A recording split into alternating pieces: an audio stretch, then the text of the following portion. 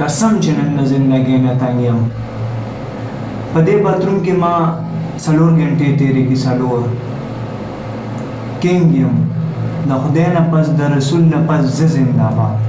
زه کینګ یم کینګ اوس ورته لږ وګوره